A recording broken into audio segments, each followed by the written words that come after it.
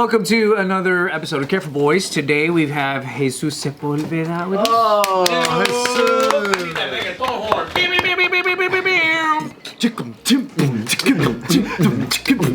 Look how bad he wants to dance.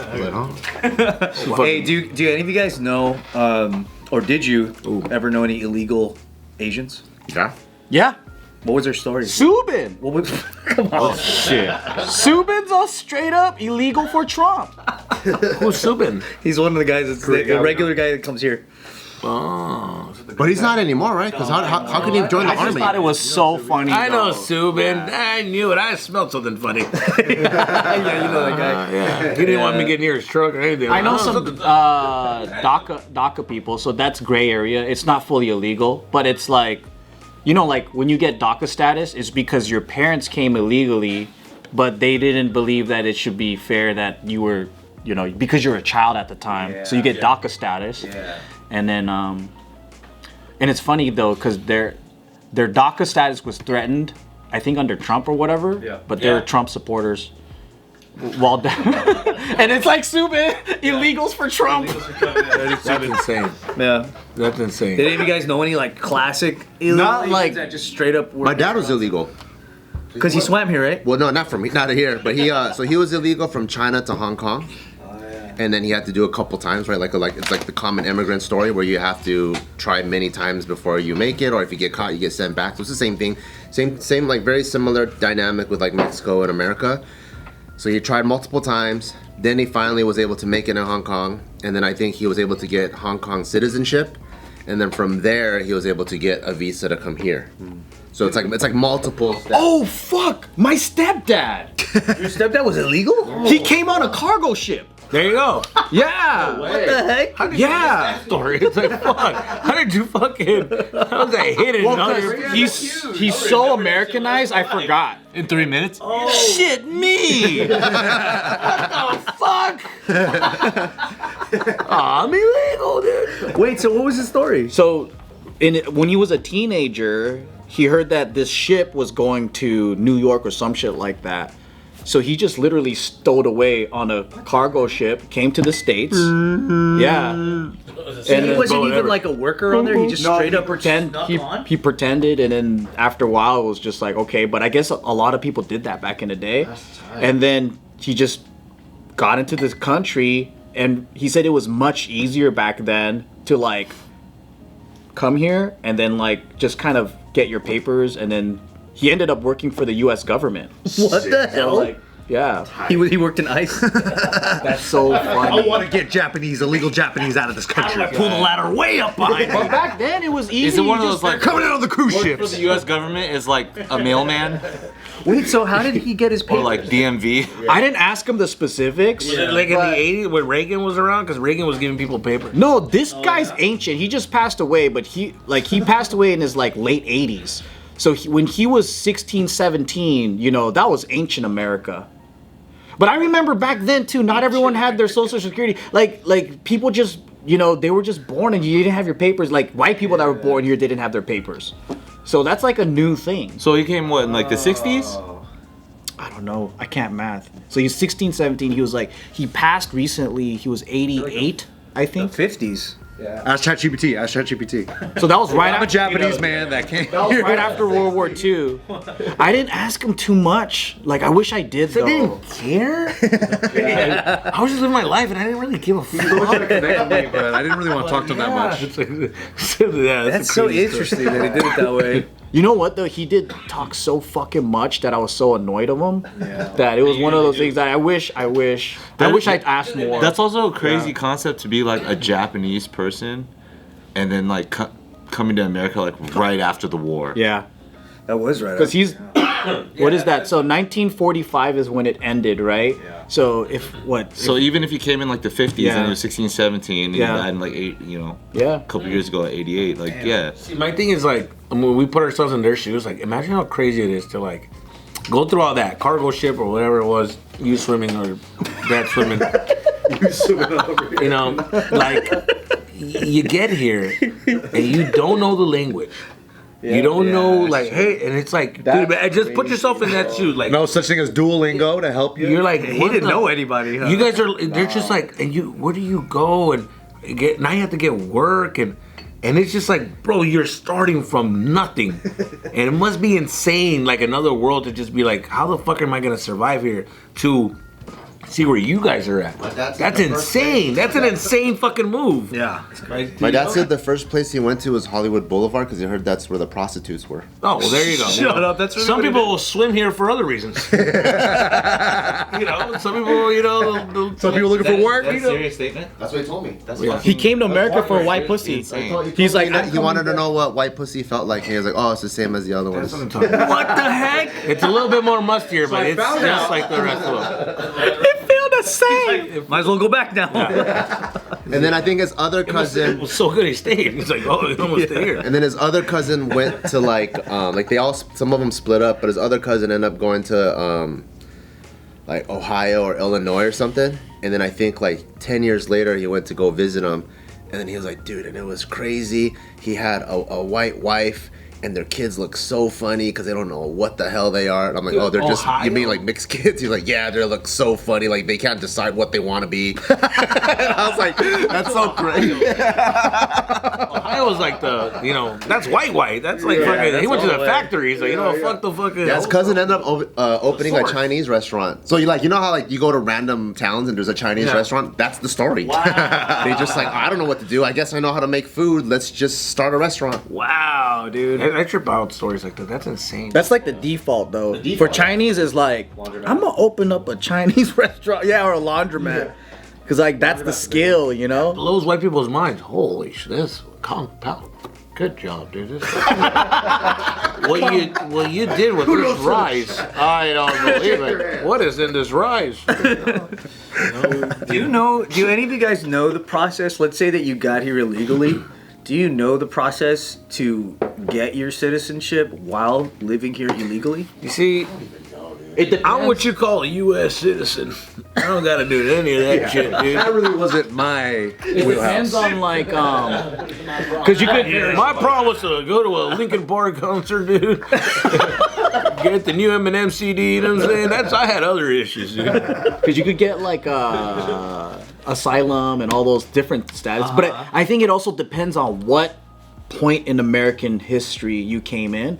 Because for sure, like when my stepdad came through, during that time I heard it was easy as fuck. Wow. Yeah. Yeah. Like my dad would tell me stories about like relatives that like were white complex and they would just walk in. They would just say, "Oh, I'm a U.S. citizen." They just walk in. So basically, if someone's living in the U.S. without legal status, the path to citizenship is extremely limited and complicated. But the main ones are marriage to a U.S. citizen with waiver, parental path via U.S. citizen children after age 21. DACA does not lead to citizenship. It provides work permits and protection from deportation, but it's not a path to a green card or citizenship. Asylum or refugee status, if someone qualifies as a refugee or proves credible fear of persecution in their home country, they can apply for asylum even if undocumented. After 1 year as an asylee or refugee, they may apply for a green card and later for citizenship, which is what my parents did. Special programs and rare routes are U visa for crime victims who help law enforcement, T visa for trafficking survivors, VAWA for abuse victims married to U.S. citizens or residents, TPS is temporary protected status, which is very limited, and private bills in Congress, which is super rare. Oh, the military service one's interesting. yeah. Did you see that? You I know someone explaining that did it gave me a headache. I'm like, what? You gotta Remember do what? Tito, that dancer? Who am I? You guys never do it. Yeah, that's right. They're like, oh, I'm just gonna keep working and see what happens. But he was a legal immigrant, right? So he was on a student visa, but then his visa was about to run out because once you graduate, you got to go home, right? Yeah. And so he did, while he was a student, apply for citizenship. But you know, there's a cap for each country. So it's like China's one of the hardest ones because there's so many Chinese trying to be here legally. If you're not balling, it's tough. So what he ended up doing was he joined the U.S. military. Yeah.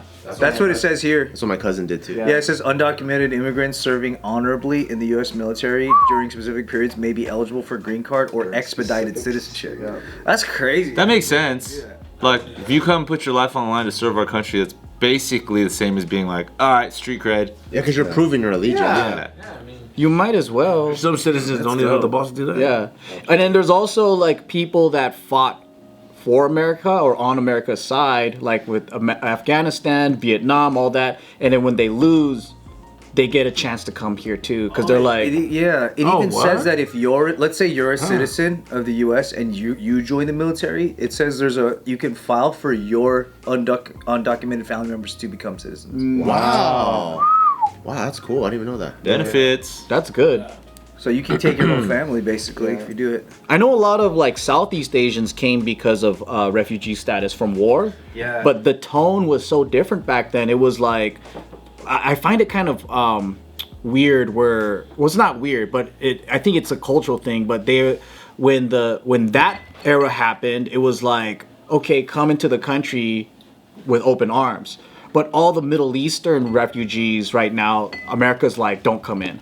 Because like back then, you know, presidents were like, they were like allowing, and then they even encouraged boat people to come. And then they had refugee camps like ready to go. And then like they would have a processing system where you were Vietnamese, Cambodian, whatever, you came in, and then there was like, okay, this is America, this is how we, you know, go to the hospital. And they had an education thing, and they would wait there until like different groups would come and sponsor them, whether it be relatives or churches or whatever. Yeah. And then they would get like scooped up. Oh. Yeah.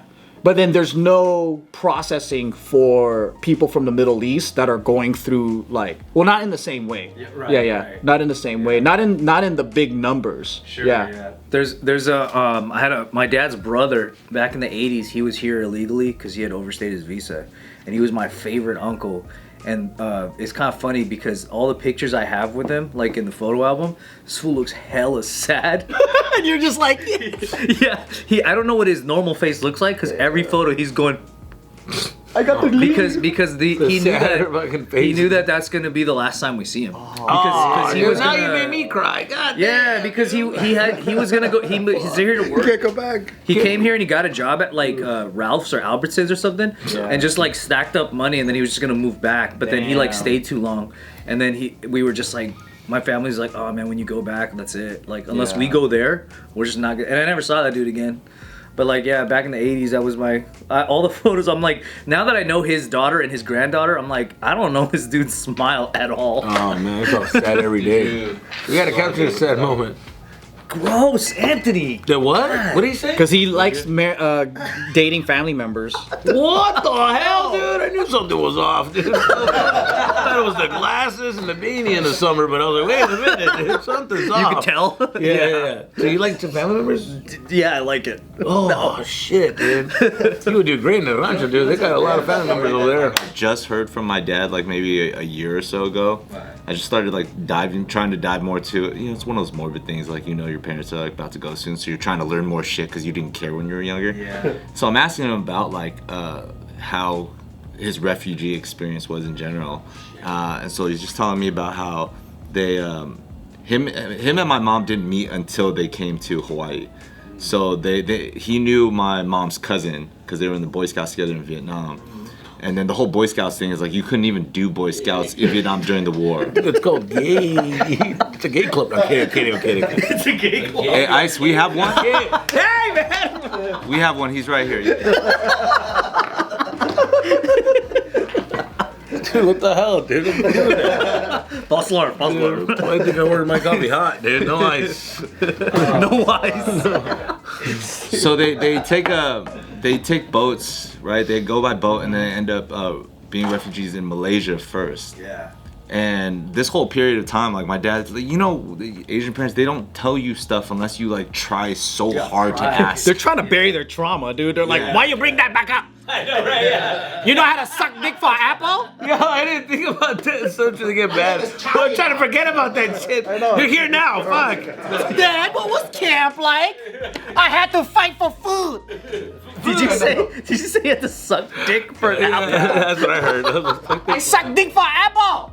Oh, that sounds like, For an apple. No, it's because I watched this refugee I don't know what you movie. did for an orange. God forbid. It was a scene that happened in this refugee movie Oh, that really happened. In a movie that there were these guys in the camp, and Japanese then, like, refugees. Like he liked this girl, and then like he was sad because she was hooking for a fucking apple.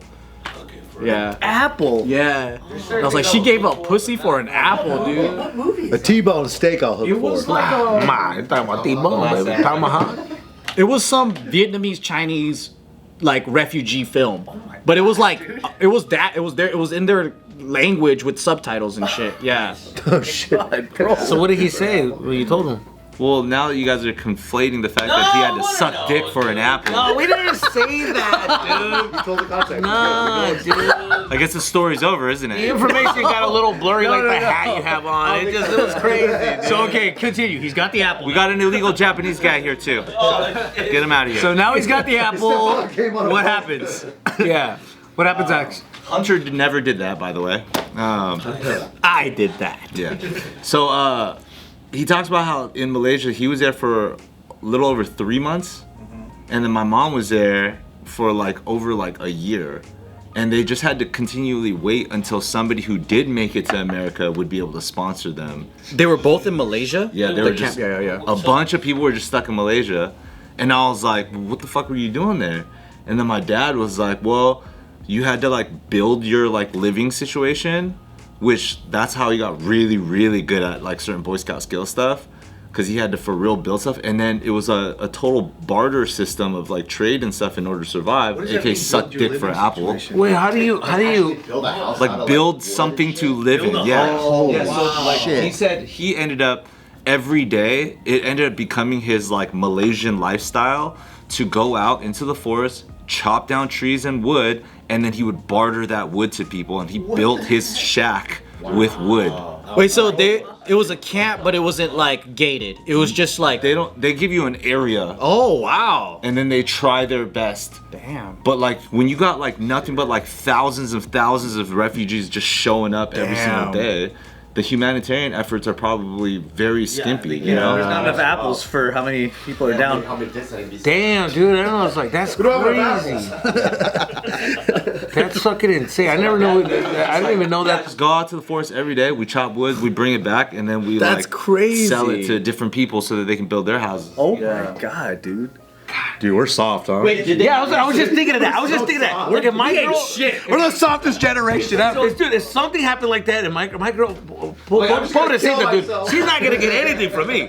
I'm not gonna be able to build shit. I'm like, yo, When they came to the U.S. or were they waiting there? They were put into like another like refugee type of situation in Hawaii, but it wasn't the same as like here's a plot of like Yeah. uncharted land and survive while we figure shit out. It was more like you get put into like different like programs here and stuff. But you know they still had to do the typical thing once they like got out of being processed in Yeah. Who got through to sponsor them? So like one of my older uncles was able to make it first. How did he do that? That's crazy. I don't know. I think it's maybe like lottery or luck of the draw. Whoever can. it was meant to be. He's meant to be here, dude. To be here on a laptop, wearing a hat that's blurry. They did all that for him to do that.